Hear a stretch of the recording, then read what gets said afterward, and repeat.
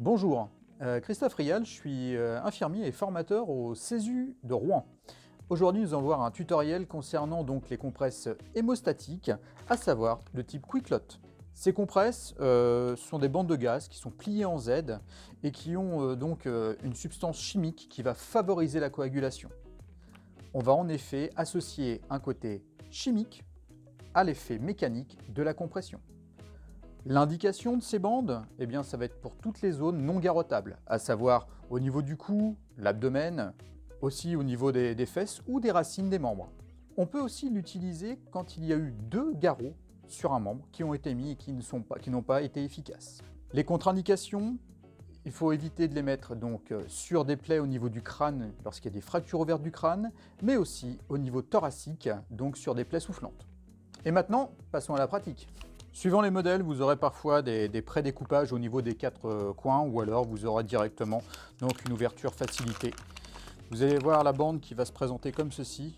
L'idée est de ne pas rentrer complètement le packing directement dans la plaie, mais vraiment bien de dérouler la gaze de façon à pouvoir mettre en contact directement l'artère ou la veine qui saigne. Voilà, et on va continuer comme ceci. Et une fois que c'est complètement méché, on va appuyer sur la compresse hémostatique pendant au minimum 3 minutes.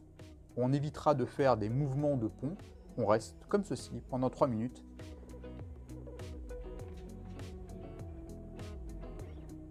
Une fois les 3 minutes donc écoulées, nous allons pouvoir continuer donc la compression en mettant soit un pansement compressif, soit un pansement de type israélien pour perdurer cette compression mécanique.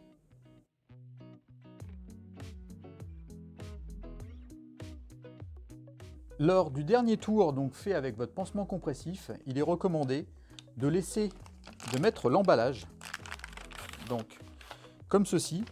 De façon, alors si vous avez utilisé plusieurs compresses, eh bien vous mettrez le nombre d'emballages, du nombre de compresses que vous avez utilisé, ceci afin de renseigner donc les chirurgiens qui prendront en charge le blessé après, donc du nombre de compresses que vous avez mis à l'intérieur de votre packing. Merci d'avoir participé à ce tuto et je vous dis à très bientôt pour une nouvelle vidéo.